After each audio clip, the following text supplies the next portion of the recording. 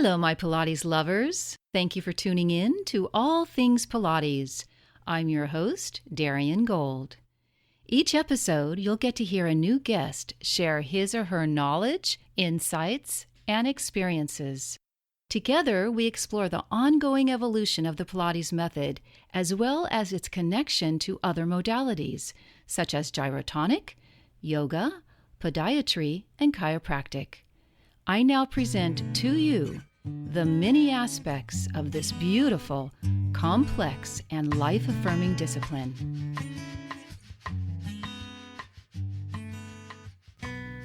My guest today is Tannis Kobrinsky, and she has an interesting story. Born in Canada, Tannis discovered ballet at age 4 and fell in love with the discipline and commitment it required and continued to dance through high school. But Tannis suffered from a condition called osteochondritis dissecans, a painful joint problem common in children and teens active in sports. Many instances, this condition presents in the knees, causing bone spurs to pull apart and lodge in the joint, causing undue pain.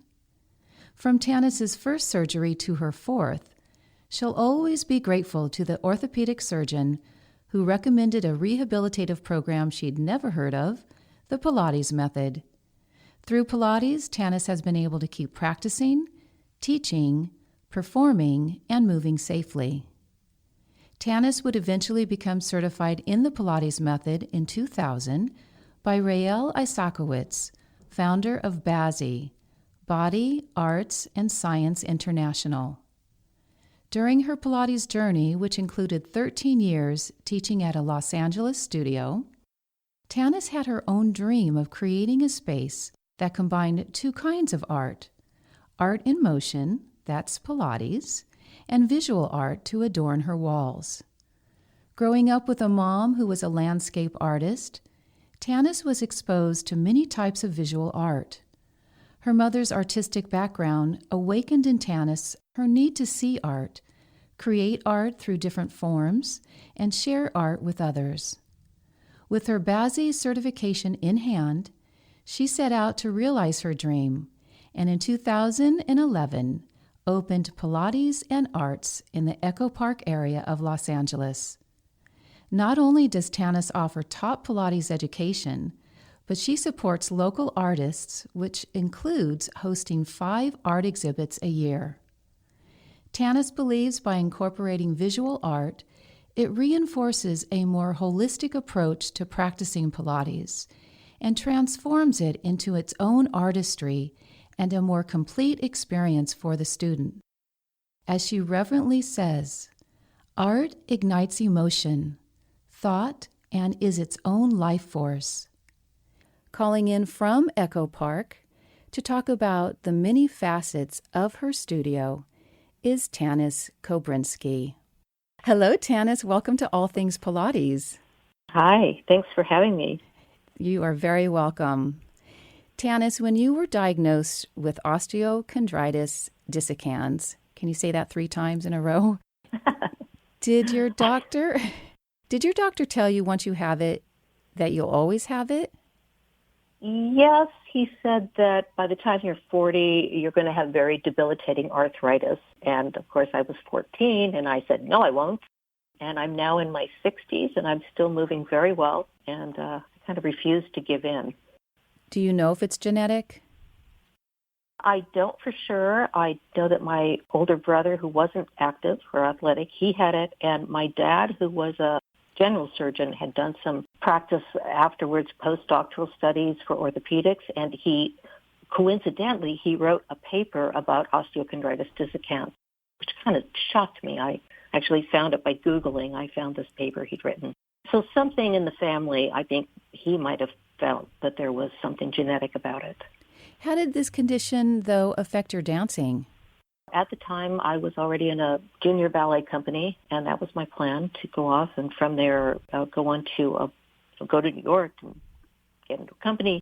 And instead, I had my first surgery and went back to the company and went back to some ballet classes for a few months, and then decided to put my point shoes away So that was a huge disappointment, but I transferred into doing other forms of dance, and I discovered theater. I began doing theater. So I never really stopped. I stopped ballet. I just felt that a career, I wasn't going to be able to sustain that career that I dreamed of. Point work was just too much for you, but did you do, you did modern and jazz as well afterwards? I did. Yes, I was recruited when I was 17. I'd done a theater performance, and the choreographer of that was teaching at UCSB, UC Santa Barbara, and he recruited me to be in his company he had, which was called Jazz Experiment. I was the only one not going to the university that was in the company, and he also hired me to choreograph a show for a high school, and then I began teaching at that time. I began teaching when I was 16. I began teaching ballet and movement, and I've taught ever since. That makes sense, though. You just segued from performing and being on point to teaching others your craft. Yes, and I kept performing. I was cast in some music videos in LA, and I did theater for a little while, so I never really completely stopped. I always loved to dance. I temper it so that I don't hurt myself. You just can't stop moving, can you? Yeah, you're right. When the orthopedic surgeon did suggest Pilates, first of all, where did you go? And did you begin with private lessons? Yes, but that wasn't the first surgery. So that wasn't when I was in my teens. That was much later. That happened actually on my third surgery. I needed an ACL replacement. And I did go for physical therapy at his suggestion, the orthopedist, for Pilates and for physical therapy, and I picked places that would allow me to do that. Does that mean that your Pilates teacher and the doctor communicated with each other, or did they design a treatment program with you?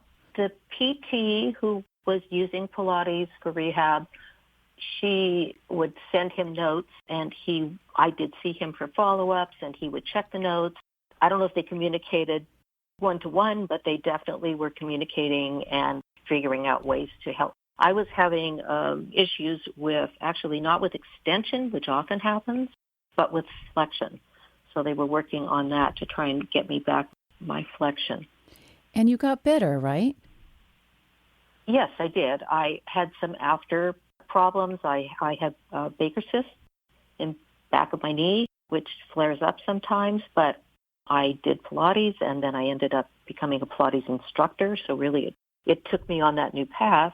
And I've taught Pilates for 20 years, and I do it regularly. And I also do other physical activities. So it definitely, I got back most of my mobility and most of my strength. Now, do you have students currently that come to you with similar issues? I do. I've had and helped through the years people that have had knee surgeries or knee replacements. And I do, because of my own personal experience, I am able to really identify with that and figure out ways to help them with, sometimes you'll have muscle atrophy. I had vastus medialis issues myself, and I have specific things that I can help them with that and help them again. My flexion was not so great, and so I can help break out, get through that scar tissue to help them get over that fear of that. Also, extension, especially with knee replacements, people never really regain full extension. So, you work with that. In my experience, people do not get it. They'll get to like 90, 95%, but never quite full extension. That's just been my experience with the clients I've had. Knowing your love of art, when you first opened your studio, you must have been thrilled. Did you have exhibits right away, or did you sort of feel what's happening in the community first to see what was possible, or did you just jump right into it? Well, I planned to have them immediately. I mean, I knew that. I knew that the space was a wonderful gallery space. It's very high ceilings. We put in skylights. It is at a well-known artist complex, and the community that it's in is very arts-oriented.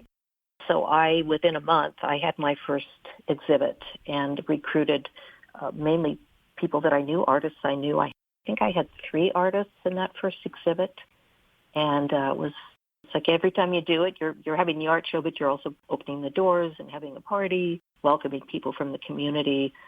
Yeah, it was my intention immediately. But how does this all work? Because I'm assuming you have lots of apparatus, and does the apparatus just stay where they're supposed to be? What happens? No, and sometimes when people come in and they haven't been to the studio before, they don't even notice it, which is interesting. Then you have to point it out to them, because what we do, the art week is the prep for the art week, happens every 2 months, about every 2 months. And that week is very busy. Art goes out, usually Wednesdays. Art comes in on Thursdays. Walls are getting prepped. Friday evening, we hang the show. We have to wait for the quiet time to be able to hang the show. And Saturday evening is the art opening. And so we have to, in the afternoon, I have a helper come in. There's 2 rooms. There's a dance studio and a Pilates studio. The whole space is 1,500 square feet. The 800 square foot Pilates studio, we have a system down now. We do it pretty quickly. We move the apparatus up against one wall, and then we set up a food table and a bar in front of those. Oh, a bar? Oh, yeah. We serve. I have one of my clients is a wine expert, and she actually makes a special signature cocktail for each one of the shows, plus we serve wine. And all of it is complimentary. And we use the Cadillac is in the back of the room, and we hang this really pretty curtain made out of sari material. We put the props and things, what we can fit in there. We kind of hide it in there so it looks like a mysterious little secret nook in the back of the room. And then what we can't have space for, we'll put out. There's a back patio. And then the dance room, we just move the bar. We move one of the bars out. And we have, if we're going to be having an artist talk or we're going to be having live music, which has happened, or spoken word, we do that sometimes, live events. I have numerous folding chairs, and we put those out in little conversation situations so that people can sit and listen.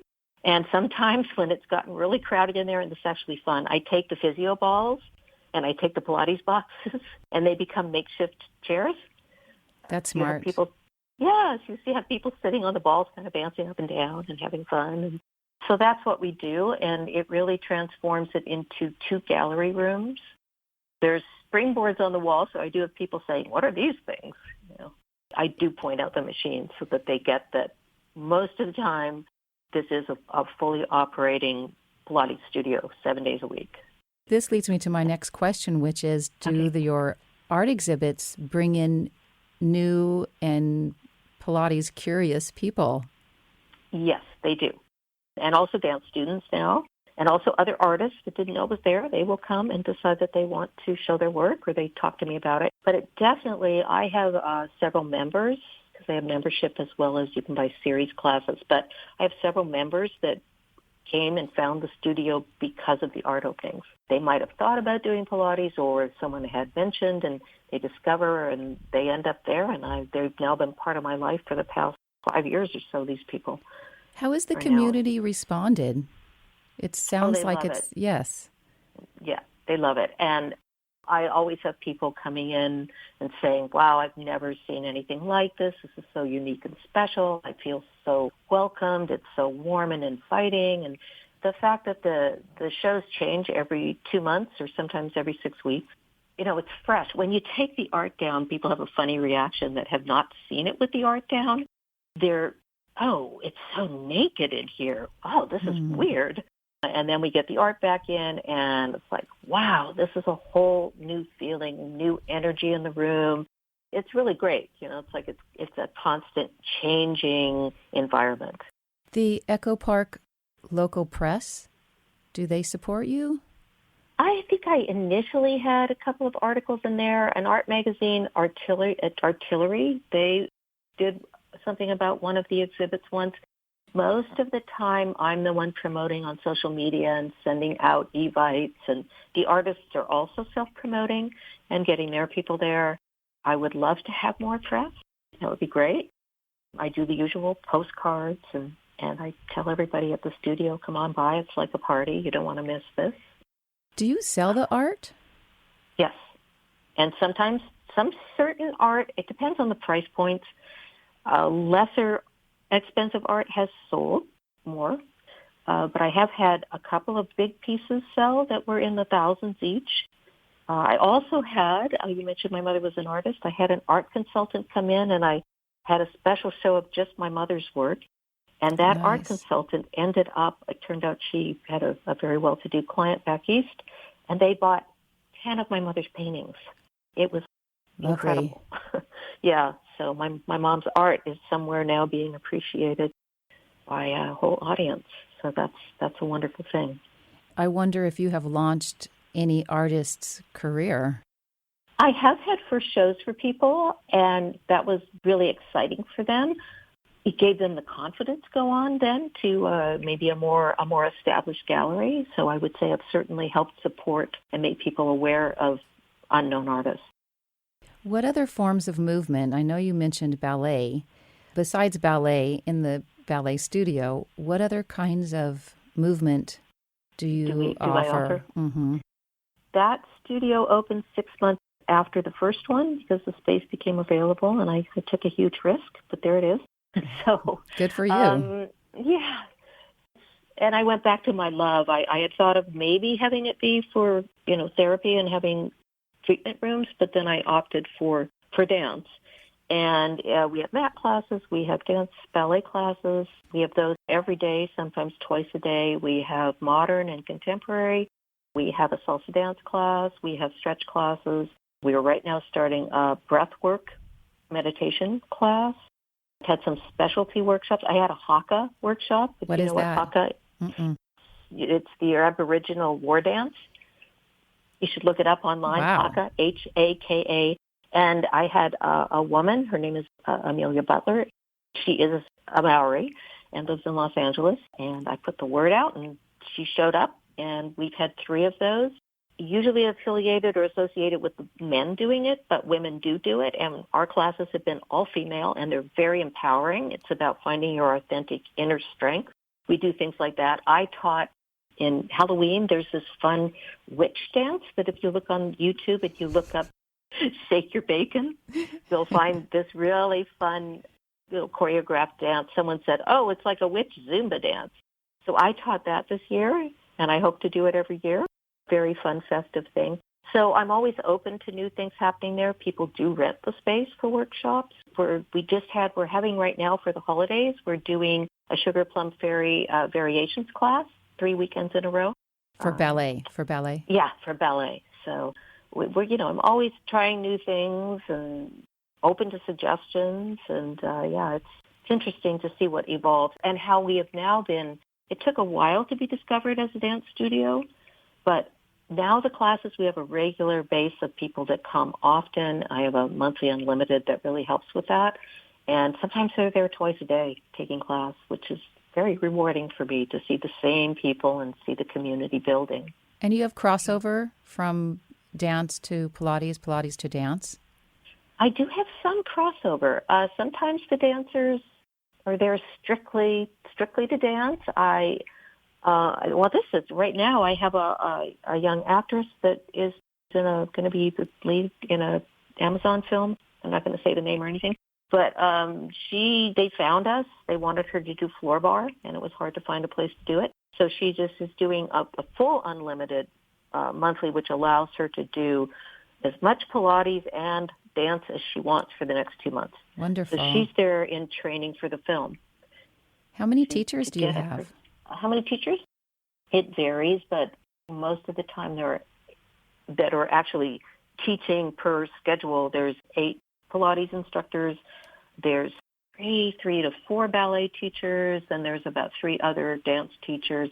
People also rent the space to bring in their own clients, both on Pilates and dance side. So it's lively. We have some downtime in the middle of the day, but it's people coming and going all the time. It sounds like you created this beautiful gym, not gem, am I pronouncing it right? Gem, Gem, for Echo Park. And I hope that gem. Yeah, a gym, not a gem. Yeah, well, it's a gym too, I suppose you could call it. Yeah, people really appreciate it. What's so rewarding about all of this is, sometimes I walk in and I can't quite believe it's as active as it is. And other times people will just come up and say, this is my favorite thing in the community. Thank you so much. Thank you for supporting artists in the arts. So it's really rewarding because the arts to me are so important in our lives. I mean, our lives would be dull. Yeah, dull. And it isn't just that. I mean, we know that dance helps you with, as you get older, it helps you with any kind of mental issues. Dance and Pilates are both, they're antidepressants. To me, movement is an antidepressant, and so is art. And so they're your way of being your most positive and best self. You're super busy, but besides running your studio, you also teach at a local YMCA?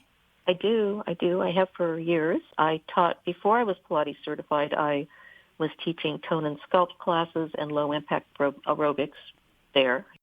I've done it other places for years. But then when I got Pilates certified, I stopped teaching the other things, and I teach my own version. It's sort of a Pilates fusion class that has in it some energy work and extra stretching, and I do it too. I have a ton of playlists I've made, very eclectic music that I do teach with music. So my class is not a straight-ahead classic mat class, although we do a lot of the classic format. I just pepper in these other things. And then those people, perhaps, if they want more, they come to your studio. Some have. They're not right. I'm in LA, and so it would take them, either way, it would take them 4 20 hours. to 30 minutes to get to me. Hopefully not 4 hours, but might be. You never know in LA. So mainly the people that come to my studio are within, I'd say, then they're in my neighborhood. Some of them walk over.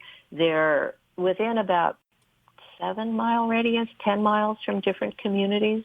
That's who really comes to the studio, very local.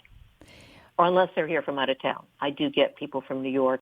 I have people that come from San Francisco and New York and places like that my studio's been recommended to them as the place to go if they happen to be in that part of Los Angeles.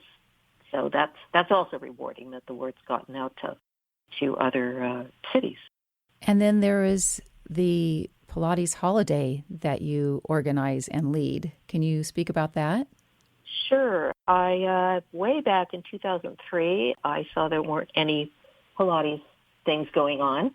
There were lots of yoga retreats, holidays, so I decided to start something, and I led a bunch of trips that included culture and all, not just Pilates. You don't go and just do Pilates at the studio all day long.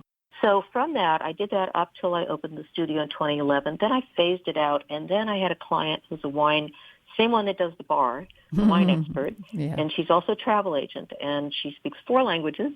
She's amazing. So we did a trip to Puglia in 2011. That's southern Italy. Sorry, not 2011, 2016. And we're planning another one for this spring to a different part of Italy. So they're week-long, and you get to do Pilates. You earn pasta credits by doing your Pilates. And you go to special wineries because she works as a wine rep, so she gets you indoors that other people can't. And you do other cultural excursions. So it's an immersion in the culture as well as having a healthy holiday. Where do you actually practice Pilates, though? Oh, we pick places where they have a room for us. It's not on the machine. It's mat class. Okay. So you do mat class, and I usually do a mat a day. I might also do a stretch class. And I did do, way back, if you know of the Poppy Farm, I actually taught there a couple of times. They no longer exist, but that was in Italy, and they had machines. They had the reformers. So that included that. But this is, you get to do your class daily, plus you do all these other interesting and fun things. The next one is coming up. Yes, we're looking at spring, probably April, May. We're just about to announce dates, and we already have people saying that they want to go. So I'm hoping it comes together and we do it. And how many people can you take? We wouldn't want to take more than 12. You like to keep it somewhat intimate. Okay, and then that leads me to my asking you if people are interested in your Pilates holiday or your mat class at the Y or your studio with art and apparatus. I'm exhausted just saying all that, but how do they find you? How do they find me? The website for the studio is www.pilatesandarts.com, spelled out. You could email me at Tannis, TANNIS @pilatesandarts.com. That would probably be the best way. We're on Facebook. We're on Instagram. Feel free to call the studio, 323-913-9460, with questions about anything. Do you see in the future you're writing a book of bringing your love of art and Pilates together? I could see a beautiful coffee table book. Chills. Yeah. I just had chills. Yes. Thank you. You're welcome. Yes. Okay. Yes. I think I need to do that. Yes. Let's talk. I used to write professionally, so I know. Ooh la la. Okay, well then let's continue this conversation at your convenience. I'd love to help you with that. Oh, thank you. Okay. All right. Thank Yeah. you so much for your time today, Tannis. Oh, it was fun. All right. Okay. Thanks. All right. Take care. Yep. You just never know. I wanted to share something with you before we close. This past week, I was surprised and delighted and incredibly honored to learn that I'd been featured on the cover of the gallery page of Gratz Industries website, www.gratz, Gratz-Pilates.com, and you can check out the photos. Meanwhile, I hope you are taking time to quiet your mind, clear your thoughts. Really important to take some deep breathing and let everything go. And then when you do, you know what to do. Lift your head, lift your spine, because they will lift your spirit. Have a fantastic week, everyone.